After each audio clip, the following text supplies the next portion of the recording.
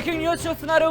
బంగాళాఖాతంలో ఏర్పడిన అల్పపీడనం వాయుగుండంగా మారి తుపానుగా పరిణమించి ఇప్పుడు ఆంధ్రప్రదేశ్ ని అల్లాడించబోతోందా, బెంబెలెత్తించబోతోందా? బంగాళాఖాతంలో ఏర్పడిన అల్పపీడనం వాయుగుండం తుఫానుగా మారిన ఈ ఫెనిగల్ తుఫాను ప్రస్తుతం దానికి సంబంధించిన బ్రేకింగ్ న్యూస్ చూస్తున్నారు. బంగాళాఖాతంలో ఏర్పడిన అంటే నైరుతి బంగాళాఖాతంలో ఏర్పడిన అల్పపీడనం వాయుగుండం ఇప్పుడు తుఫానుగా మారింది. ఇప్పుడు ఆంధ్రప్రదేశ్ మీద మరికొద్ది గంటల్లోనే ప్రభావం చూపించే అవకాశం ఉంది. దానికి సంబంధించిన బ్రేకింగ్ న్యూస్ చూస్తున్నారు. ఇప్పటికే సముద్రం అల్లకల్లోలంగా ఉంది. ఆంధ్రప్రదేశ్ కి సంబంధించి వెదర్ అప్డేట్ ఎప్పటికప్పుడు ప్రతి 3 గంటలకు ఒకసారి మీ ముందు వచ్చే ప్రయత్నం చేయబోతుంది. 2 గంటలు 3 గంటలకి ఎటువంటి డైరెక్షన్ లో ఉంది, ఎక్కడ ఉంది, ఎలా ఉంది, ఎటువైపు వెళ్ళిపోతుంది, ఏ డైరెక్షన్ మార్చుకుంది, ఏ స్థాయిలో ఉంది. ఇప్పటికే చెన్నైని అతలాకుతలం చేస్తోంది. రెడ్ అలర్ట్ జారీ చేస్తుంది వాతావరణ శాఖ చెన్నైకి. Next going to attack on Andhra Pradesh. దానికి సంబంధించి డీటెయిల్ గా చూపించే ప్రయత్నం చేస్తాను. మరి కాసేపట్లో మ్యాప్ కి సంబంధించి మీకు చూపించే ప్రయత్నం చేస్తాను. ఇప్పటికే మీరు విజువల్లో చూస్తున్నారు బంగాళాఖాతంలో తుఫాను ఫెనిగల్ తుఫాను ఇప్పటికే ఆంధ్రప్రదేశ్ తీరానికి చాలా దగ్గరలో ఉంది. మరి కాసేపట్లో మరికొద్ది గంటల్లోనే తీరాన్ని తాకబోతోంది. ఆ ఇంపాక్ట్ ఇప్పటికే ఆ ప్రభావం కనిపిస్తోంది. ఎందుకంటే ఒకసారి విజువల్స్ చూడండి. సముద్రం అల్లకల్లోలంగా ఉంది, మేఘావృతమై ఉంది, నల్లటి మేఘాలు కమ్ముకుంటున్నాయి. ఈ నేపథ్యంలో ఎటువంటి సినారియో ఉంది, ఎక్కడ ఉంది, ఎలా ఉంది మీకు చూపించే ప్రయత్నం చేస్తున్నాను. Here is on the screens of RTV. మీరు చూడొచ్చు, ఇదిగోండి ఫెనిగల్ తుఫానుకు సంబంధించి నైరుతి బంగాళాఖాతంలో ఏర్పడిన అల్పపీడనం వాయుగుండంగా మారింది, తీవ్ర వాయుగుండంగా పరిణమించింది. ఇప్పుడు తుఫానుగా మారే అవకాశం ఉన్నాయని చెప్పి అంచనాలు ఉన్నాయి. ఈ రోజు రాత్రికి తుఫానుగా మారే అవకాశం ఉంది. ఈ తుఫాను ఇప్పుడు ఆంధ్రప్రదేశ్ తీరాన్ని తాకే క్రమంలో మరింత బలపడే అవకాశం ఉందా అనేది ఇంకా క్లారిటీ రావాల్సింది. ఒకవేళ కనుక బలపడితే, ఎందుకంటే కొద్ది రోజుల క్రితం మనం మాట్లాడుకున్నాం, అల్పపీడనం బలపడితే కనుక వాయుగుండంగా మారుతుంది, వాయుగుండం బలపడితే తుఫానుగా మారుతుంది. ఇంతవరకు సినారియోలో ఆర్టీవీ ప్రిడిక్ట్ చేసింది. వాతావరణ శాఖ చెబుతున్న అంచనాలకు సంబంధించి మీ ముందుచ్చే ప్రయత్నం చేస్తుంది. తుఫానుగా మారే అవకాశం ఉందంటూ కూడా అదే ఈ రోజు నిజమైంది.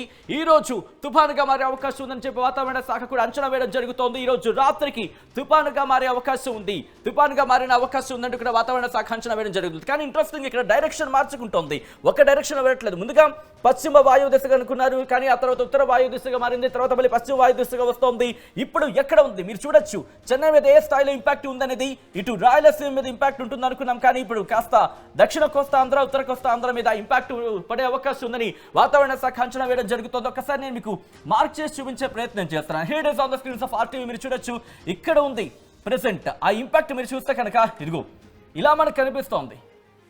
దాదాపుగా ఇటు శ్రీలంకతో పాటు తమిళనాడు, అలాగే ఆంధ్రప్రదేశ్కి సంబంధించి రాయలసీమ మీద కాస్త ఇంపాక్ట్ కాస్త తక్కువగానే ఉందని చెప్పుకోవాలి. తెలంగాణ మీద కూడా కాస్త ఇంపాక్ట్ కనిపిస్తోంది.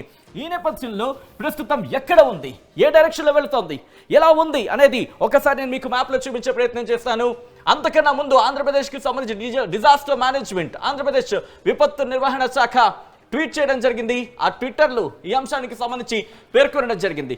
ఏం చెబుతోంది అనేది నేను ఒకసారి వివరించే ప్రయత్నం చేస్తాను. Here it is. ఆంధ్రప్రదేశ్ విపత్తు నిర్వహణ శాఖ కొద్దిసేపటి క్రితం ట్వీట్ చేసిన ట్వీట్ను మేము చూపించే ప్రయత్నం చేస్తున్నాను. ఏపీ విపత్తు నిర్వహణ సంస్థ నైరుతి బంగాళాఖాతంలో తీవ్ర వాయుగుండం ఉత్తర వాయువ్య దిశగా కదులుతోంది. ఇది ప్రస్తుతానికి ట్రిమ్కోమలికి 130 కిలోమీటర్ల దూరంలో, నాగపట్నానికి 400 కిలోమీటర్ల దూరంలో, పుదుచ్చేరికి ఆగ్నేయంగా 510 కిలోమీటర్ల దూరంలో ఉంది, చెన్నైకి ఆగ్నేయంగా 590 కిలోమీటర్ల దూరంలో ఉంది అంటూ చెబుతున్నారు. రానున్న 12 గంటలు తుఫానుగా బలపడనుంది అంటూ చెబుతున్న సిచ్యువేషన్ మీరు చూడొచ్చు. ఇదిగోండి, ఇక్కడ ఫ్రేమ్లో ఎక్కడా కూడా మనకి తమిళనాడుకి సంబంధించి మనకి అనిపిస్తోంది తప్ప శ్రీలంక ఎక్కడా టచ్ అవుతున్న సిచ్యువేషన్ లేదు. కానీ డైరెక్షన్ చూస్తే కనుక ఇంపాక్ట్ ఇటు ఉత్తర తమిళనాడు కన్నా ఈశాన్య తమిళనాడు మీద ఎక్కువగా కనిపిస్తోంది. ఆ తర్వాత మనకి ఆంధ్రప్రదేశ్కి సంబంధించి అటాక్ అయ్యే అవకాశం ఉంది. ఇది ఇక్కడ ఆంధ్రప్రదేశ్ విపత్తు నిర్వహణ శాఖ చెబుతోంది. ఇంకా ఏమంటుందంటే కనుక ఇలా తదుపరి 2 రోజుల్లో శ్రీలంక తీరాన్ని దాటి తమిళనాడు తీరం వైపు కదులుతూ ఉంటుంది. దీని ప్రభావంతో ఈరోజు అక్కడక్కడ భారీ వర్షాలు కురిసే అవకాశం ఉందని Andhra Pradesh state disaster management authority చెబుతోంది. దీని ప్రభావంతో ఈరోజు అక్కడక్కడ భారీ వర్షాలు కురిసే అవకాశం ఉంది. 28 నుంచి 30 తేదీ వరకు కూడా భారీ నుంచి అతి భారీ వర్షాలు కురిసే అవకాశం ఉందని చెప్పి ఇక్కడ డిజాస్టర్ మేనేజ్మెంట్ అంచనా వేయడం జరుగుతోంది. బలమైన ఈదురుగాలు వీస్తాయి, మత్స్యకారులు వేటకు వెళ్లొద్దంటూ కూడా సూచించడం జరుగుతోంది. దీంతో పాటు ప్రజలు అప్రమత్తంగా ఉండాలి, రైతులు వ్యవసాయ పనుల్లో తగిన జాగ్రత్తలు తీసుకోవాలంటూ కూడా సూచించడం జరుగుతోంది. ఇది ఆంధ్రప్రదేశ్ విపత్తు నిర్వహణ శాఖ అంచనా సంబంధించి ఇప్పటికే అలర్ట్ జారీ చేయడం జరిగింది, అధికారులను కూడా అప్రమత్తం చేయడం జరిగింది. ఈ నేపథ్యంలో ప్రస్తుతం ఈ తుఫాను ఎక్కడ ఉంది అనేది ఒకసారి చూసే ప్రయత్నం చేద్దాం. Here it is. మీరు చూసే ప్రయత్నం చేస్తే కనుక శ్రీలంకకు చాలా దగ్గరలో ఉంది. ఈరోజు సాయంత్రం 5 గంటల ప్రాంతంలో మీరు చూస్తున్నారు ఎక్కడ ఉంది అనేది. శ్రీలంకకు అత్యంత దగ్గరలో ఉంది. ఆ తర్వాత నుంచి డైరెక్షన్ మారుతోంది. ఇటు ఇంపాక్ట్ అంతా కూడా ఇటు కర్ణాటక, కేరళ, కర్ణాటక వీటన్నిటిని కలుపుకుంటూ ఆంధ్రప్రదేశ్ వరకు కూడా. ఆంధ్రప్రదేశ్లో ఎక్కడి వరకు ఉంది మీరు చూస్తే కనుక దాని రేడియస్ మనం దీన్ని బట్టి అర్థమవుతుంది విశాఖపట్నం మీద అంతగా ఉండకపోవచ్చు అనేది ఒక అంచనా. కంక్లూజన్కి రాలేం. డైరెక్షన్ చేంజ్ అవుతుంది. ఎందుకు డైరెక్షన్ చేంజ్ అవుతుంది, ఎక్కడెక్కడ డైరెక్షన్ చేంజ్ అనేది ఎక్కడెక్కడ ఎప్పుడెప్పుడు డైరెక్షన్ చేంజ్ అయింది అనేది కూడా నేను మీకు ముందు వివరించే ప్రయత్నం చేస్తాను. ఇక్కడ మీరు చూస్తే కనుక విజయవాడ వరకు కూడా ఇంపాక్ట్ ఉంది. విజయవాడ దాంతోపాటు హైదరాబాద్ ఈ రేడియస్ కూడా మనకు కనిపిస్తోంది.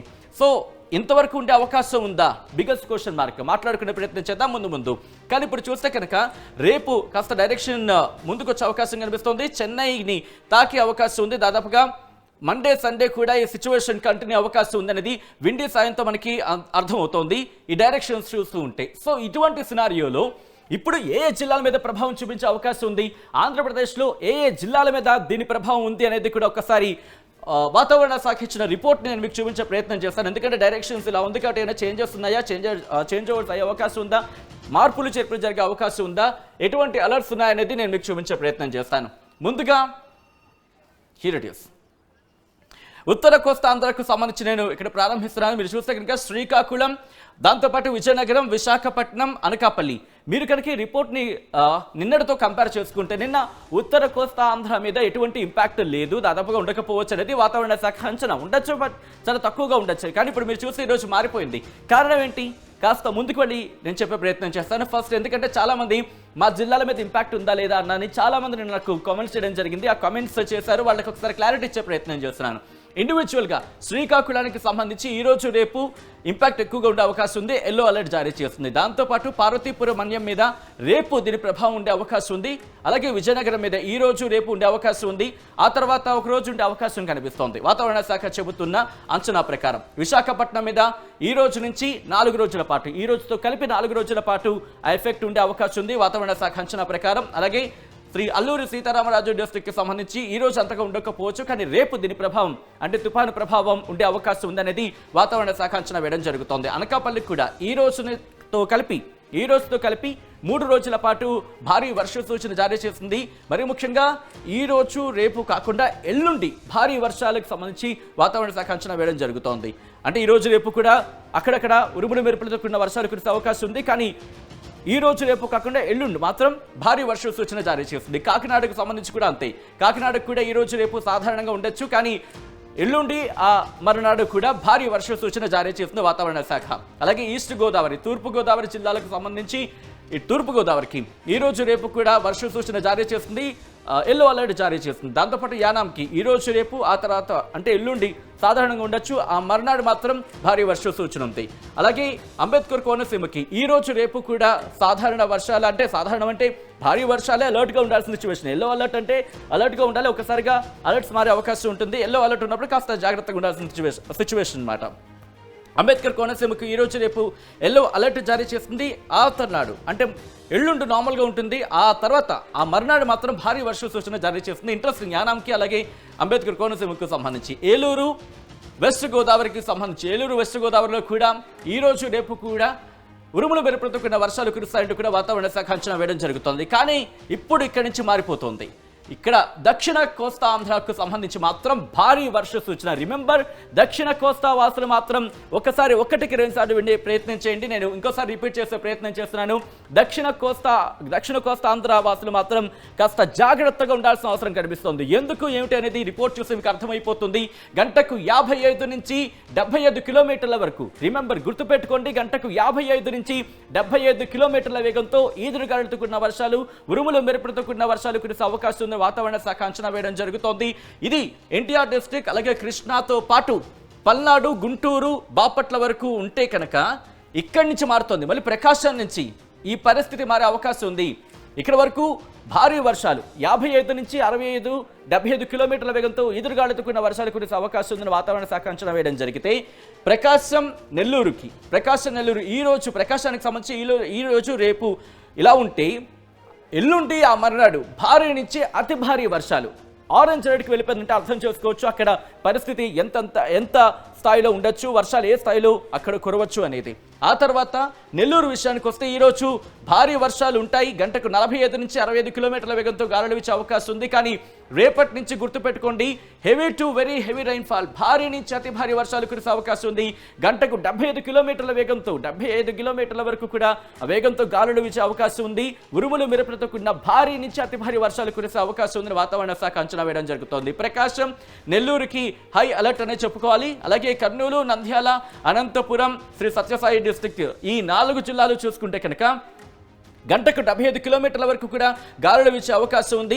ఉరుములు మెరుపులతో కూడిన వర్షాలు కురిసే అవకాశం ఉంది. భారీ వర్ష సూచన అయితే మాత్రం జారీ చేస్తుంది కర్నూలు, నంద్యాల, అనంతపురం, శ్రీ సత్యసాయి డిస్ట్రిక్ట్. అలాగే వైఎస్ఆర్ డిస్ట్రిక్ట్, అనమయ్య డిస్ట్రిక్ట్ కూడా ఇటువంటి సినారియో ఉంది. కానీ ఇది ఎల్లుండి వరకు ఇటువంటి సినారియో ఉంటే ఆ మర్నాడు మాత్రం భారీ నుంచి అతి భారీ వర్షాలు కురిసే అవకాశం ఉందనేది వాతావరణ శాఖ అంచనా వేయడం జరుగుతోంది. దీంతో పాటు తిరుపతి, చిత్తూరు కూడా హై అలర్ట్ అనే చెప్పుకోవాలి. ఎందుకు అనేది నేను మీకు ఎక్స్ప్లెయిన్ చేసే ప్రయత్నం చేస్తున్నాను. ఈ రోజు భారీ వర్షాలు ఉండొచ్చు.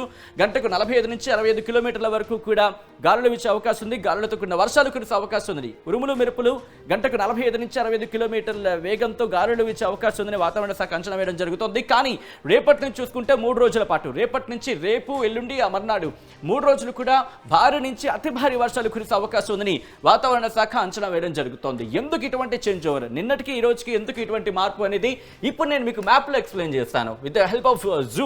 మీరు చూస్తే కనుక జూమ్ సాయంత్రం నేను మీకు ఎక్స్ప్లెయిన్ చేసే ప్రయత్నం చేస్తున్నాను. ఇది కారణం. నిన్న వరకు చూసుకుంటే కనుక ఒకలా ఉంది డైరెక్షన్, కానీ ఇప్పుడు చూసుకుంటే డైరెక్షన్ మారింది. నిన్న ఇదిగో ఇలా ఉత్తరం వైపు, అంటే ఉత్తర వాయువ్య దిశగా కలుగుతుంది అనుకున్నాం, కానీ ఇప్పుడు కాస్త పశ్చిమ వాయువ్య దిశగా డైవర్ట్ అయింది. ఈ నేపథ్యంలోనే ఇంపాక్ట్ మారిందనేది మనకు అందుతున్న సమాచారం. ఆ తర్వాత ఇది కాస్త డైరెక్షన్ మారే అవకాశం ఉందా ఏమో చెప్పలేం. ఎందుకంటే వాతావరణానికి సంబంధించి ఒకసారిగా క్లైమేట్ మారుతూ ఉంటే, సముద్రం మీద బంగాళాఖాతంలో వాతావరణం మారుతూ ఉంటే కనుక అప్పుడు డైరెక్షన్ మార్చుకునే అవకాశం కనిపిస్తోంది. సాధారణంగా ఈ డైరెక్షన్లో ఉండుంటే కనుక ఇటు ఉత్తర కోస్తా ఆంధ్ర, దాంతోపాటు దక్షిణ కోస్తా ఆంధ్ర మీద ఇంపాక్ట్ ఎక్కువగా ఉండేది. కానీ ఇప్పుడు డైరెక్షన్ మారింది, కాస్త రాయలసీమ మీద ఇంపాక్ట్ చూపించే అవకాశం ఉందని అంచనా.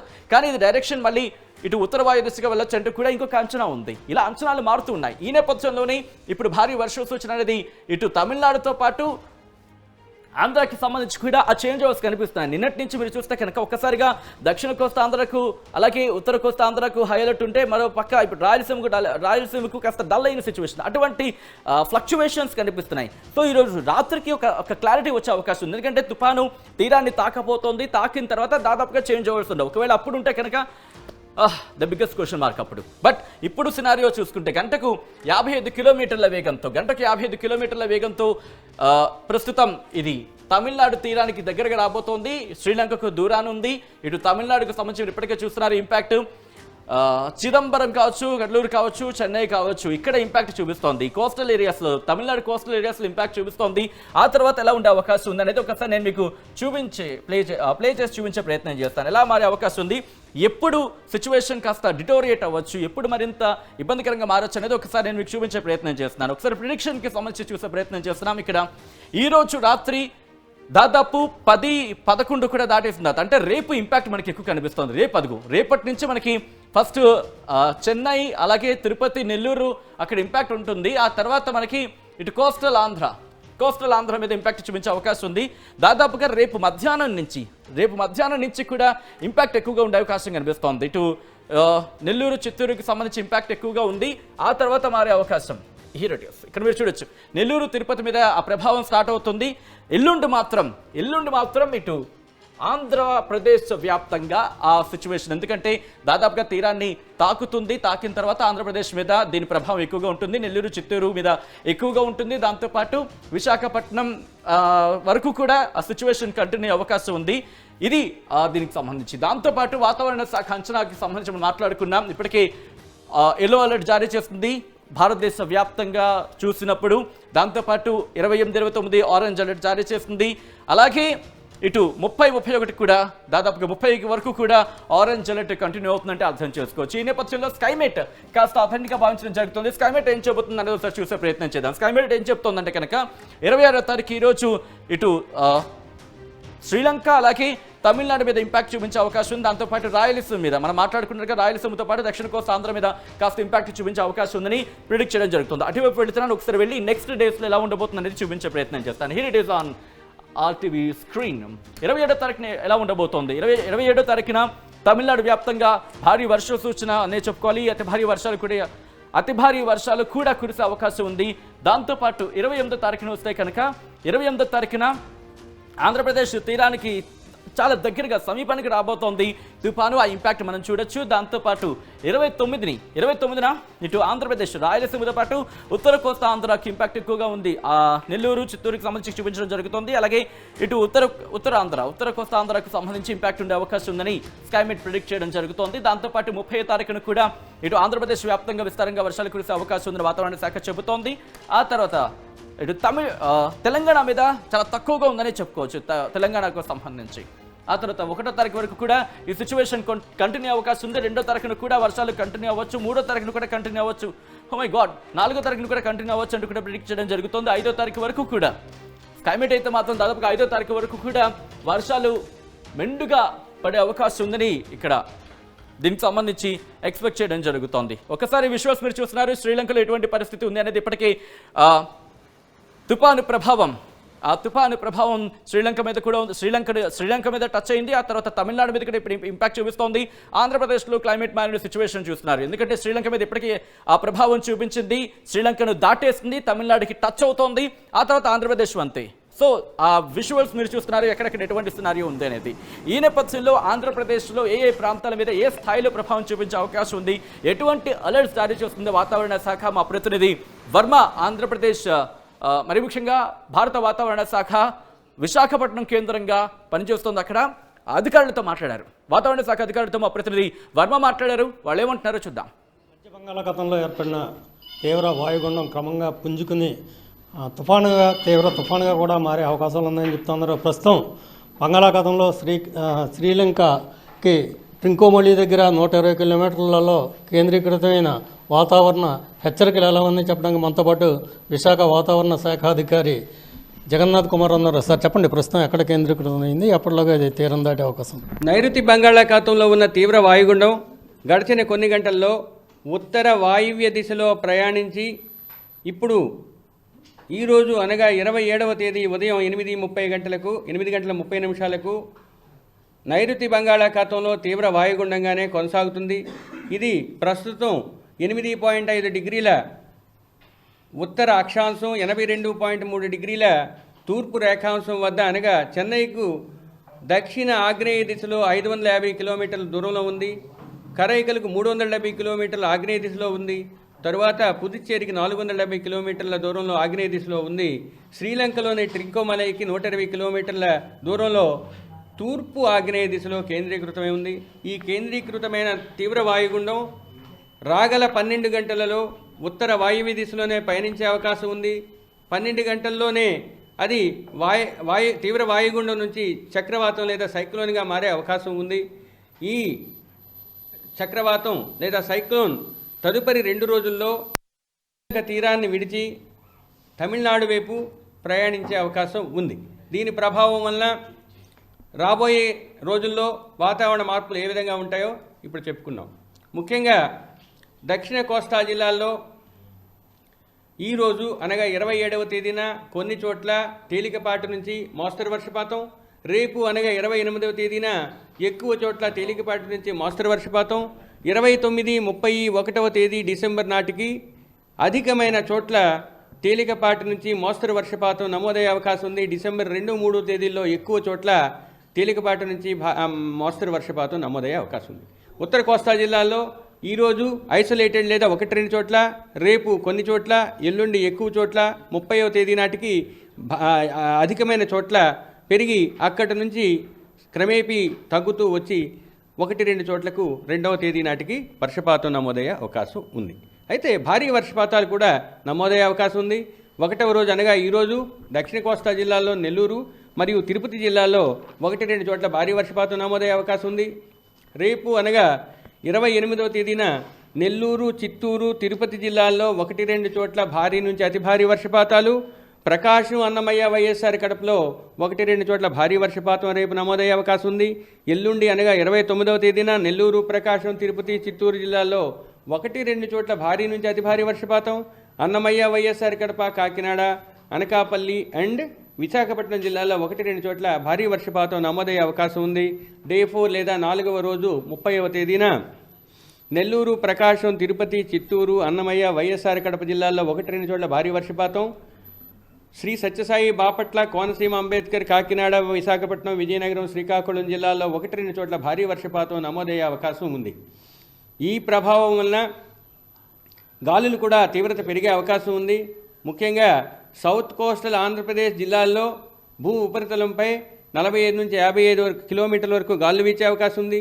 తీరం వెంబడి దక్షిణ కోస్తా జిల్లాల్లో ఈరోజు ఉదయం నుంచి సాయంత్రం వరకు 45 నుంచి 55 వరకు ఈదురుగాలులు వీస్తూ 65 వరకు గరిష్టంగా చేరుకుని తదుపరి క్రమేపీ బలపడి అవి 55 నుంచి 65 కిలోమీటర్లు, 75 కిలోమీటర్లు గరిష్టంగా ఈదురుగాలులు వీసే అవకాశం ఉంటూ ఇది 30వ తేదీ వరకు కొనసాగుతునే అవకాశం ఉంది.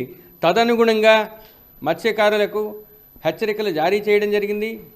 వారు ఈ రోజు నుంచి 30వ తేదీ వరకు కోస్తా ఆంధ్రప్రదేశ్, పశ్చిమ మధ్య బంగాళాఖాతం, తమిళనాడు తీరం మరియు నైరుతి బంగాళాఖాతం ప్రాంతాలలో 30వ తేదీ వరకు వేటకు వెళ్ళవద్దని హెచ్చరిక జారీ చేయడం జరిగింది. ఆంధ్రప్రదేశ్ తీరం వెంబడి ఉన్న ఓడరేవులన్నింటిలో 1వ నంబర్ ప్రమాద హెచ్చరికైన డిస్టెంట్ కాషనరీ సిగ్నల్ నంబర్ 1ను ఎగురవేయడం జరిగింది. అది కొనసాగుతూనే ఉంది. తరువాత ముఖ్యమైన వ్యవసాయ శాఖకు సంబంధించి సూచనలు జారీ చేయడం జరిగింది. వ్యవసాయదారులు ఈ రోజు నుంచి రాబోయే 5-6 రోజుల వరకు పడే వర్షాలను బట్టి తగు జాగ్రత్తలు తీసుకోవాలి. ముఖ్యంగా వ్యవసాయదారులకు ముఖ్యమైన పంటలైన వరి, చెరకు, అరటి, పసుపు మరియు ప్రత్తి వంటి పంటలను కాపాడుకోవాలి. స్టాండింగ్ క్రాప్స్ని వర్షాలు మరియు గాలుల నుంచి కూడా సంరక్షించుకోవాలి. కోతకు సిద్ధంగా ఉన్న పంటల్ని కోసి లేదా హార్వెస్ట్ చేసి తగు జాగ్రత్తలు తీసుకొని కాపాడుకోవాలి. తర్వాత ఉద్యానవన పంటల్ని, మిగతా పంటలు కూడా ఎక్కువ వాటర్ కానీ నిల్వ ఉన్నట్టయితే వాటిని తోడి ఆ ప్రాంతాలని వర్షం బారి నుంచి రక్షించుకోవాలి. ముఖ్యంగా వీక్ లేదా చాలా సున్నితంగా కాండాలున్న మొక్కలకి మెకానికల్ సపోర్ట్ లేదా స్టేక్స్ని ఏర్పాటు చేసి ఈ సీజన్కి అనుగుణంగా తగు జాగ్రత్తలు తీసుకోవాల్సిందిగా హెచ్చరికలు జారీ చేయడం అయింది. సో మొత్తం మీద ఒకటే చెప్తా ఉన్నారు జగన్నాథ్ కుమార్ గారు, రాగల 12 గంటల్లో ఇది తుఫానుగా మారే అవకాశం ఉంది. ఈ నేపథ్యంలో రాష్ట్ర విపత్తుల నిర్వహణ శాఖ కూడా అప్రమత్తమైంది. ఎవరు కూడా మత్స్యకారులు ఎవరు కూడా వేటకు వెళ్ళొద్దు, వెళ్ళిన వాళ్ళు ఉంటే కనుక తీరానికి రావాలి అని చెప్తా ఉన్నారు. మొత్తం రాష్ట్రంలోని రేవు పట్టణాలన్నింటిలో కూడా 1వ ప్రమాద హెచ్చరిక జారీ చేశారు. రాగల 24 గంటల్లో వాతావరణ పరిస్థితులు ఎలా ఉంటాయని అంచనా వేస్తూ ఉన్నారు. ఒకవేళ ఆ తీరం ఈ తుఫాను ఎక్కడ తీరం దాటుతుంది, ఈ తుఫాను తీరం ఎక్కడ దాటుతుంది అనే దాని మీద ఒక క్లారిటీ వచ్చే అవకాశం మనకు కనిపిస్తూ ఉంది. విశాఖపట్నం వాతావరణ హెచ్చరికల కేంద్రం నుంచి